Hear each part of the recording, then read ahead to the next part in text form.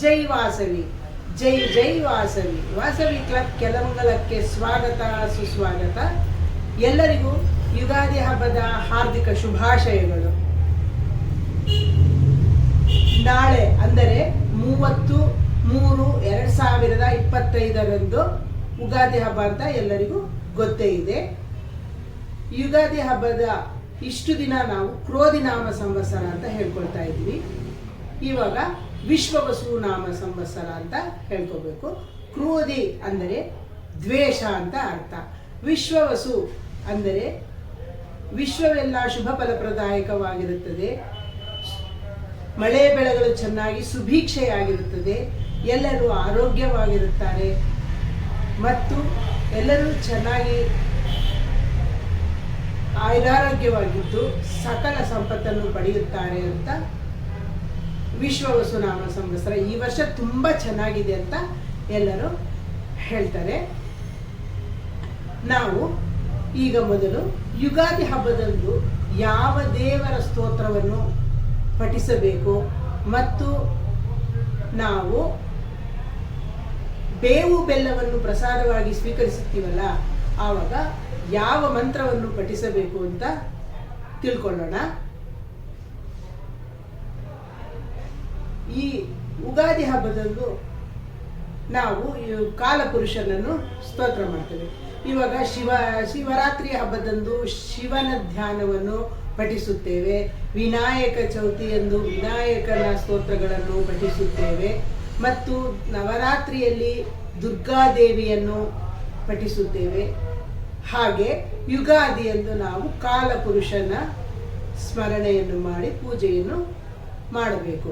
ಕಾಲಪುರುಷ ಅಂದರೆ ಕಾನು ವಿರಾಟ್ ದೈವ ಸ್ವರೂಪನು ಅಂತ ಅರ್ಥ. ಇವಾಗ ಕಾಲ ಅಂದರೆ ಉತ್ತರಾಯಣ ಪುಣ್ಯಕಾಲ, ದಕ್ಷಿಣಾಯನ ಪುಣ್ಯಕಾಲ, ವಸಂತ ಋತು, ಹೇಮಂತ ಋತು, ಶಿಶಿರ ಋತು, ಹೀಗೆ ಹೇಗೆ ಕಾಲಗಳು ಬದಲಾಗುತ್ತವೋ ಅದು ಕಾಲಪುರುಷನ ಮಹಿಮೆ. ಇವಾಗ ನಾವು ಪೂಜೆಯನ್ನು ಮಾಡುವಾಗ ಸಂಕಲ್ಪವನ್ನು ಮಾಡ್ತೇವೆ. ಅಸ್ಮಿನ್ ವರ್ತಮಾನೇನ ವ್ಯಾವಹಾರಿಕೆ ಚಾಂದ್ರಮಾನೇನ ಪ್ರಭಾವಾದಿ ಷಷ್ಠಿ ಸಂವತ್ಸರಾಣಾಂ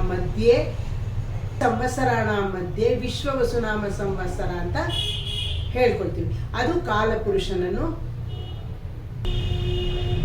ಇವಾಗ ನಾವು ಯುಗಾದಿ ಹಬ್ಬದಂದು ಬೆಳಗಿನ ಜಾವನೆ ಎದ್ದು ತೈಲ ಅಭ್ಯಂಜನ ಸ್ನಾನವನ್ನು ಮಾಡಿ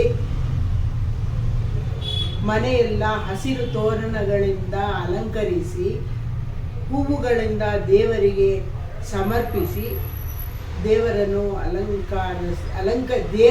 ಅಲಂಕರಿಸಿ ನಾವು ಪೂಜೆಯನ್ನು ಮಾಡ್ತೇವೆ. ಈ ಪೂಜೆಯನ್ನು ಮಾಡುವಾಗ ಯಾವ ದೇವ ಸ್ತೋತ್ರವನ್ನು ಹೇಳ್ಕೊಂಡು ಪೂಜೆ ಮಾಡಬೇಕು ಅಂತ ಕೆಲವರಿಗೆ ಅನುಮಾನ ಇರುತ್ತೆ. ಈ ಯುಗಾದಿ ಹಬ್ಬದಂದು ಯಾವ ದೇವರನ್ನು ಪೂಜೆ ಮಾಡಬೇಕು ಅಂದರೆ ಈ ಎಲ್ಲ ಸ್ತೋತ್ರಗಳಿಗಿಂತಲೂ ಪುರುಷ ಸೂಕ್ತವು ಶ್ರೇಷ್ಠವಾದದ್ದು ಅಂತ ಹೇಳ್ತಾರೆ. ನಮಗೆ ಈಗ ಪುರುಷ ಸೂಕ್ತ ನಮಗೆ ಬರೋದಿಲ್ಲ, ನಾವು ಏನಪ್ಪ ಮಾಡೋದು ಅಂತ ತಿಳ್ಕೊಳ್ತೀವಿ. ಆವಾಗ ಈ ಪುರುಷ ಸೂಕ್ತ ಬರದಲೇ ಇರೋರು ವಿಷ್ಣು ಸಹಸ್ರನಾಮವನ್ನು ಹೇಳ್ಕೋಬಹುದು. ವಿಷ್ಣು ಸಹಸ್ರನಾಮದಲ್ಲಿಯೇ ಕಾಲಪುರುಷನ ಮಂತ್ರಗಳು ಕೂಡ ಬರುತ್ತೆ. ಯುಗಾದಿ ಕೃದ್ಯುಗಾವರ್ತೋ ಅಂತ ಪದ ಕೂಡ ಇದೆ. ಋತು ಸುದರ್ಶನ ಕಾಲ ಅಂದರೆ ಋತುಗಳು ಹೇಗೆ ಪರಿವರ್ತನೆಯಾಗುತ್ತೋ ಹಾಗೆ ಕಾಲಪುರುಷನು ಕೂಡ ಬದಲಾಗುತ್ತಾನೆ ಅಂತ ಅಂದ್ಬಿಟ್ಟು ನಾವು ಹೇಳ್ತೇವೆ. ವಿಷ್ಣು ಸಹಸ್ರನಾಮದಲ್ಲಿ ಮಂತ್ರಗಳು ಬರುತ್ತಲ್ವಾ, ಅದೇ ಕಾಲಪುರುಷನನ್ನು ಸ್ಮರಿಸೋದು. ಅದಕ್ಕೆ ನಾವು ವಿಷ್ಣು ಸಹಸ್ರನಾಮವನ್ನು ಪಠಿಸಿದರೆ ತುಂಬ ಒಳ್ಳೆಯದು. ಇವಾಗ ವಿಷ್ಣು ಸಹಸ್ರನಾಮ ಸ್ತೋತ್ರವನ್ನು ಪಠಿಸಿದ್ದಾಯಿತು, ಪೂಜೆ ಮಾಡಿದ್ದು ಆಯಿತು. ಈಗ ನಾವು ನೈವೇದ್ಯಕ್ಕೆ ಬೇವು ಬೆಲ್ಲವನ್ನು ಇಡುತ್ತೇವೆ. ಈ ಬೇವು ಬೆಲ್ಲವನ್ನು ನೈವೇದ್ಯ ಮಾಡುವಾಗ ನಾವು ಅದನ್ನೇ ಪ್ರಸಾದವಾಗಿ ಸ್ವೀಕರಿಸುತ್ತೇವೆ. ಬೇವು ಅಂದರೆ ಕಹಿ, ಬೆಲ್ಲ ಅಂದರೆ ಸಿಹಿ, ಎರಡನ್ನೂ ಜೊತೆಯಾಗಿಯೇ ನಾವು ಸ್ವೀಕರಿಸಬೇಕು.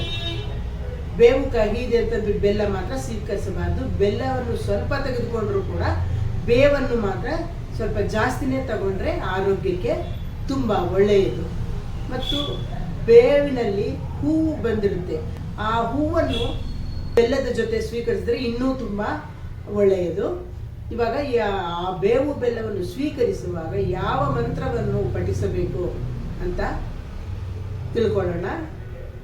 ಮಂತ್ರ ಯಾವುದಪ್ಪ ಅಂದರೆ ಶತಾಯುರ್ ವಜ್ರದೇಹಾಯ ಸರ್ವ ಸಂಪತ್ಕರಾಯ ಚ ಸರ್ವ ಅರಿಷ್ಟ ನಿವಾರಣಾಯ ನಿಂಬಕಂ ದಳಭಕ್ಷಣಂ. ಇನ್ನೊಂದು ಸರ್ತಿ ಈ ಮಂತ್ರವನ್ನು ಹೇಳ್ಕೊಳ್ಳೋಣ. ಶತಾಯುರ್ ವಜ್ರದೇಹಾಯ ಸರ್ವ ಸಂಪತ್ಕರಾಯ ಚ ಸರ್ವ ಅರಿಷ್ಟ ವಿನಾಶಾಯ ನಿಂಬಕಂ ದಳಭಕ್ಷಣಂ. ಅಂದ್ರೆ ಶತಾಯು ವಜ್ರದೇಹಾಯ ಅಂದ್ರೆ 100 ವರ್ಷಗಳ ವಜ್ರದ ಕಾಯದಂತೆ ನಾವು ಆರೋಗ್ಯದಿಂದಿರೋಣ ಅಂತ ಅಂದ್ಬಿಟ್ಟು. ಸರ್ವ ಸಂಪತ್ಕರಾಯ ಚ ಅಂದ್ರೆ ಸಕಲ ಸಂಪತ್ತುಗಳನ್ನು ಪಡೆಯೋಣ ಅಂತ ಅಂದ್ಬಿಟ್ಟು ಅರ್ಥ. ಸರ್ವಾರಿಷ್ಟ ವಿನಾಶಾಯ ಅಂದ್ರೆ ನಮ್ಮ ಎಲ್ಲ ಕಷ್ಟಗಳು, ಯಾವ ಕಷ್ಟಗಳಿದ್ರೂ ಕೂಡ ಪರಿಹಾರವಾಗಲಿ ಅಂತ. ನಿಂಬಕಂ ದಳ ಭಕ್ಷಣಂ ಅಂದರೆ ಬೇವು ಬೆಲ್ಲವನ್ನು ನಾವು ಸ್ವೀಕರಿಸಬೇಕು. ಈ ಬೇವು ಬೆಲ್ಲವನ್ನು ಸ್ವೀಕರಿಸಿದ್ರಿಂದ ಆರೋಗ್ಯಕ್ಕೆ ತುಂಬ ಒಳ್ಳೆಯದು ಅಂತ ಆವಾಗಲೇ ಹೇಳಿದ್ದೆ. ಇವಾಗ ಇನ್ನೊಂದು ಸರ್ತಿ ಈ ಮಂತ್ರವನ್ನು ಪಠಣ ಮಾಡೋಣ. ಶತಾಯುರ್ ವಜ್ರದೇಹಾಯ ಸರ್ವ ಸಂಪತ್ಕರಾಯ ಚ ಸರ್ವ ಅರಿಷ್ಟ ವಿನಾಶಾಯ ನಿಂಬಕಂ ದಳ ಭಕ್ಷಣಂ. ನಿಮಗೆ ಈ ಮಂತ್ರ ಬೇಕು ಅಂದರೆ 1 ಕಪ್ಪಲ್ ಪಂಚಾಂಗದಲ್ಲಿ ಬೇವು ಬೆಲ್ಲವನ್ನು ಸ್ವೀಕರಿಸುವಾಗ ನಾನು ಒಂದು ಮಂತ್ರ ಹೇಳಿದೆ. ಆ ಮಂತ್ರ ನಿಮಗೆ ಬೇಕು ಅಂದರೆ 1 ಕಪ್ಪಲ್ ಪಂಚಾಂಗದಲ್ಲಿ 3ನೇ ಪೇಜ್ನಲ್ಲಿ ಸಿಗುತ್ತೆ. ಆ ಮಂತ್ರವನ್ನು ಪಠಣ ಮಾಡ್ತಾ ಬೇವು ಬೆಲ್ಲವನ್ನು ಎಲ್ಲರೂ ಸ್ವೀಕರಿಸಿ. ಈ ವಿಡಿಯೋವನ್ನು ನಿಮಗೆ ತಿಳಿದ ಎಲ್ಲರಿಗೂ ಶೇರ್ ಮಾಡಿ, ಏಕೆಂದರೆ ಉಪಯುಕ್ತವಾದ ಮಾಹಿತಿಗಳನ್ನೆಲ್ಲ ಕೊಟ್ಟಿದ್ದೀನಿ. ಅದಕ್ಕೆ ನೀವು ಶೇರ್ ಮಾಡಿ ಎಲ್ಲರಿಗೂ ತಿಳಿಸಿ, ಶೇರ್ ಮಾಡಿ. ಈ ವಿಡಿಯೋ ನೋಡಿದ್ದಕ್ಕಾಗಿ ತುಂಬ ಧನ್ಯವಾದಗಳು. ಜೈ ವಾಸವಿ, ಜೈ ಜೈ ವಾಸವಿ.